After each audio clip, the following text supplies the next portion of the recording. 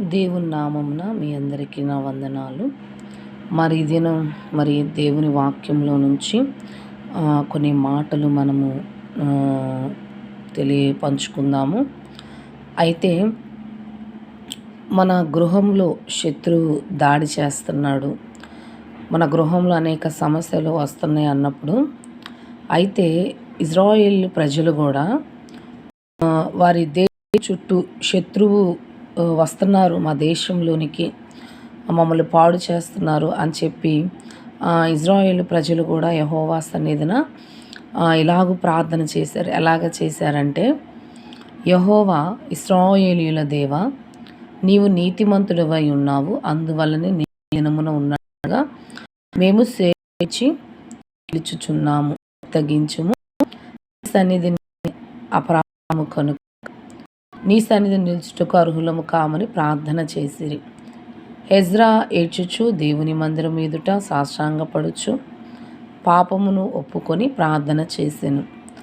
అయితే మన ఇజ్రాయేల్ ప్రజలు దేశం మీద శత్రువులు వస్తున్నప్పుడు వారు ప్రయత్నం వారు చేయలా, కానీ దేవుని మీద ఆధారపడ్డారు, దేవుని వైపు చూశారు, వాళ్ళ పాపాలు ఒప్పుకున్నారు, అపరాధములు ఒప్పుకున్నారు.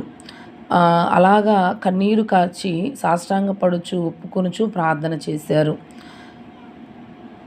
ఆ ప్రార్థన చేసిన రీతిని బట్టి వారు గొప్ప విజయం చూశారు. వారు ఎప్పుడైతే వారిని తగ్గించుకొని వారి పాపాలు ఒప్పుకొని వారు దేవుని సన్నిధిలో ప్రార్థించినప్పుడు వారు గొప్ప కార్యం చూడగలిగారు.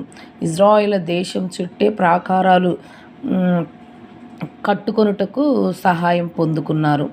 అట్లాగే మనము గ్రహించాల్సింది ఏంటంటే, మన ఆత్మీయ జీవితంలో ఇజ్రాయేల్ శారీరకంగా వారి దేశం చుట్టూ ప్రాకారం కొరకు ప్రార్థించారు.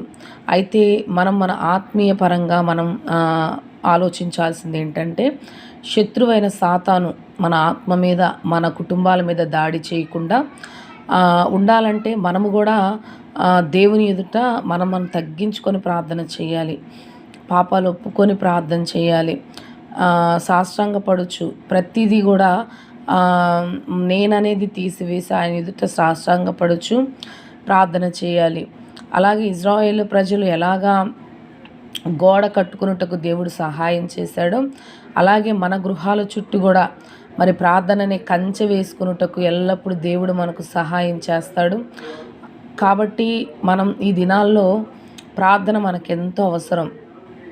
ప్రార్థన ద్వారానే ఏదైనా మనకి జరగాలి, ఏదైనా కార్యం చూడాలంటే ప్రార్థన ద్వారానే తప్ప మనం ఎక్కడికి వెళ్ళినా, ఏ ప్లేస్కి వెళ్ళినా, ఎక్కడికి వెళ్ళినా మనకి జవాబు రాదు. దేవుని సన్నిధిలో మనం తగ్గించుకొని ఆయన హెచ్చిస్తూ మనము తగ్గించుకుంటూ ప్రార్థన చేస్తే తప్పగా మనము జవాబు పొందుకుంటాం. అలాగే దుష్టుడైన సాతాను మన జీవితాల్లోనికి రాకుండా మనం ఎల్లప్పుడూ ప్రార్థనని కంచె మన గృహం చుట్టూ వేసుకోవాలి, ప్రార్థనని ధూపం మన గృహం చుట్టూ వేసుకోవాలి. కాబట్టి ఈ దినాన నేను మీకు తెలియజేస్తుంది ఏంటంటే, మన గృహం చుట్టూ ఎల్లప్పుడూ ప్రార్థనని కంచె మనం వేసుకోవాలి, ప్రార్థన చేయాలి అంటే అది మన వల్ల అయితే కాదు. మన శరీరంలో ఉన్న ఆత్మ సిద్ధమే కానీ శరీరం బలహీనమైంది అని దేవుడు చెప్తున్నాడు. కానీ మనం అడగాలి దేవుణ్ణి, యేసయ్యా నా ఆత్మ బలమన్న శరీరం బలహీనమన్న బలహీనమైన దాన్ని జయించాలయ్యా అని ప్రతిదినం ఆయన సన్నిధిలో మోకరించి ప్రార్థించాలి. ప్రార్థన ఆత్మశక్తిని కుమ్మరించయ్యా, ప్రార్థన ద్వారా ప్రభువా నిన్ను సమీపించాలి.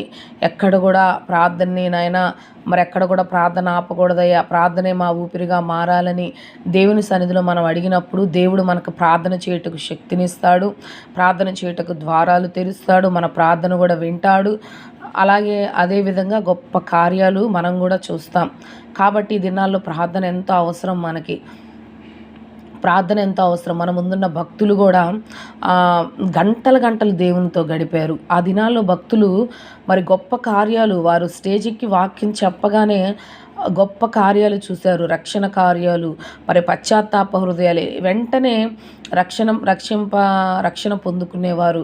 కానీ ఈ దినాల్లో మనం ఎందుకు చూడలేకపోతున్నామంటే మనకు ప్రార్థన కొదువైంది, ప్రార్థన తగ్గింది.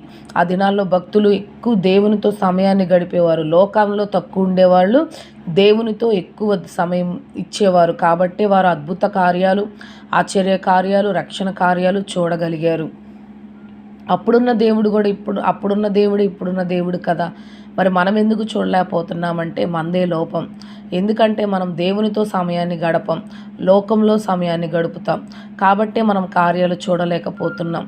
కాబట్టి ఈ దినం మనం గ్రహిద్దాం, మనం దేవునితో సమయాన్ని గడుపుదాం. దేవునితో సమయాన్ని గడిపితే ఆయన శక్తి మనల్ని కమ్ముకుంటుంది, పరిశుద్ధాత్ముడు మనకు సహాయం చేస్తాడు. మన సమస్యల నుంచి మనం విడుదల పొందుకోగలుగుతాం, అనేక మందిని కూడా దేవుని రాజ్యానికి సమకూర్చగలుగుతాం. కాబట్టి ఈ దినాన మరి హెజ్రా గ్రంథం నుంచి మనం నేర్చుకోవాల్సింది ఏంటంటే ప్రతి దినము మనం ప్రార్థన చేయాలి. మన గృహం చుట్టూ ప్రార్థనని కంచె మనం వేసుకోవాలి. అలా వేసుకోవాలంటే మన వల్ల కాదు కాబట్టి పరిశుద్ధాత్మ సహాయం పొందుకోవాలి. పరిశుద్ధాత్మ సహాయం కోరుకొని మన జీవితాల్లో మనం ముందుకు నడవాలి. ఈ చిన్న వాక్యాన్ని దేవుడు దీవించి ఆస్వాదించునుగాక. ఆమేన్.